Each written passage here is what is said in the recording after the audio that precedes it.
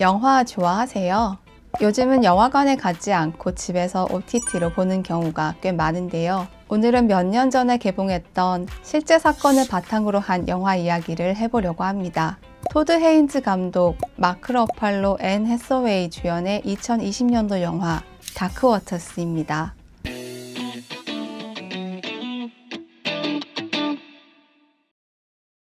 안녕하세요. 덕변의 손해가 알고 싶다 배덕 변호사입니다.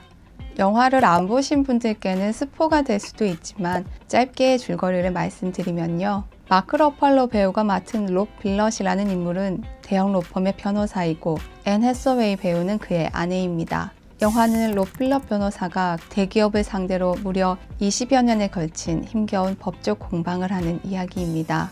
록 빌럿 변호사는 어느 날 글로벌 화학기업인 듀폰이 독극물을 유출했고 이 때문에 농장에서 기르는 가축들은 물론 주민들까지 불치병에 걸려 사망하기까지 한다는 제보를 받습니다. 손해배상 청구는 크게 계약상 채무불이행 책임과 계약과 무관한 불법행위 책임으로 구분됩니다. 이 경우 주민들과 듀폰 사이에 어떤 계약 관계가 있다거나 듀폰이 그 계약을 위반한 상황은 아닌 것 같죠. 그렇다면 불법행위 책임이 성립하는지 살펴볼 차례입니다. 불법행위는 고의 또는 과실로 한 위법행위로 인해서 손해가 발생하였을 것을 요건으로 합니다. 그리고 피해자인 원고가 이 네 가지 요건이 다 갖추어졌다는 사실을 증명해야 합니다.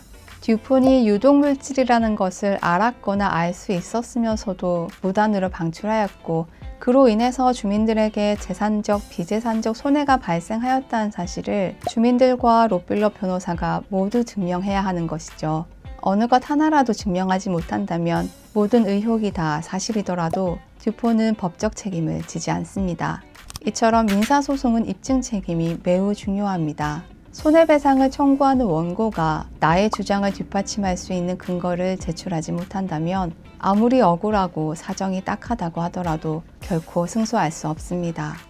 영화에서도 PFOA라는 물질이 어떤 부작용이 있는지가 주요 쟁점이었는데요. 당시 PFOA는 전혀 새로운 물질이어서 인체에 어떤 영향을 일으킬 수 있는지 밝히는데 오랜 시간이 걸렸습니다. 그 물질에 대한 자료는 회사가 가지고 있고 피해자들은 전문 지식이 거의 없는데 그 물질 때문에 손해가 발생하였다는 인과관계는 피해자가 증명해야 합니다. 어떻게 해야 할까요? 법원은 현대형 소송이라고 해서 환경소송, 의료소송, 제조물 책임의 경우 피해자의 증명 책임을 완화해주고 있습니다. 피해자인 원고가 어느 정도 일정한 단계까지 입증을 하면 증명을 다한 것으로 추정을 하고 가해자인 피고가 그 나머지를 증명하도록 하고 있습니다. 환경소송에서는 가해자가 어떤 유해한 물질을 배출했다. 유해한 정도가 통상적인 전후를 훨씬 넘는다. 유해 물질이 피해자들에게 도달했다. 피해자들에게 손해가 발생했다라는 것을 원고인 피해자가 증명해야 합니다. 영화라면 듀폰이 유해한 화학물질을 배출했고 유해한 정도가 너무 커서 도저히 그냥 둘 정도가 아니다. 주민들이 일상에서 이미 유독물질에 많이 노출되었고 가축이 특이 증상을 보이는 질병에 걸려 사망하였고 주민들도 암에 걸렸다라는 것을 주민들이 증명해야 합니다. 여기까지 증명이 다 된 이후에 가해자 측에서 그 물질이 무해하다는 것을 증명하지 못한다면 즉 듀폰이 화학물질이 인체에 유해한 영향을 미치지도 않는다 라는 사실을 증명하지 못한다면 그제서야 가해와 손해 사이의 인과관계를 인정하고 있습니다. 의료소송도 마찬가지입니다. 피해자인 환자나 유가족들이 의료진에게 의료 과실이 있었고 그 때문에 환자에게 어떠한 장애, 손해가 발생했다는 사실을 입증해야 합니다. 피해자는 비전문가인 경우가 많고 사건의 증거자료인 의무기록은 의료진이 작성한 데다 병원이 보관하고 있죠. 그래서 영화에서도 현실에서도 제3의 전문기관에 감정을 맡기는 경우가 많습니다. 의무기록 감정은 대체로 대학병원 교수님들께 의뢰하는 경우가 많은데 이분들이 본업을 하시다가 시간이 날 때 봐주시는 것이기 때문에 업무가 많아서 감정을 못하겠다고 하면 다른 병원에 다시 요청해야 하고 감정을 할 수 있다고 하더라도 한두 달 만에 되는 것도 아닙니다. 더군다나 조금 특수한 진료 과목은 감정할 수 있는 병원 수가 적기 때문에 감정할 병원을 찾느라 소송이 지연되는 경우도 종종 있습니다. 이렇게 어렵게 감정을 하더라도 보시는 교수님들에 따라 다른 결과가 나오는 경우도 있습니다. 법원이 감정 결과에 따라서 판단을 해야 되는 것은 아니에요. 그렇지만 감정 결과는 매우 중요한 증거 자료인 것은 분명하고 감정 절차는 거의 필수 절차처럼 진행되고 있습니다. 이 때문에 별도의 감정기관을 두어야 한다는 의견도 꾸준히 있었지만 현실적으로 실현되기는 조금 어려울 것 같습니다. 소송이 장기간 계속되면 지쳐서 그냥 어떻게 돼도 좋으니 빨리 끝났으면 좋겠다 하시는 분들도 꽤 있습니다. 아유, 그냥 돈 주고 말지. 이제 아무래도 상관없어.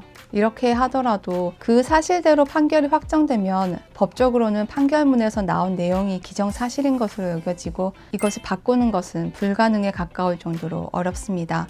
소송은 변호사들에게 맡겨두고 일상을 편히 보내셨으면 좋겠는데 송사를 하고 있다는 것 자체가 신경을 안 쓸 수가 없다 보니 옆에서 지켜보는 저도 안타까울 때가 많습니다.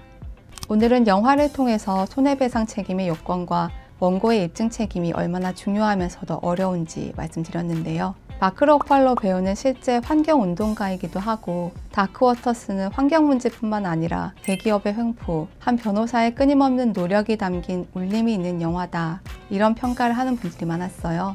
이번 기회에 한번 찾아보셔도 좋을 것 같습니다.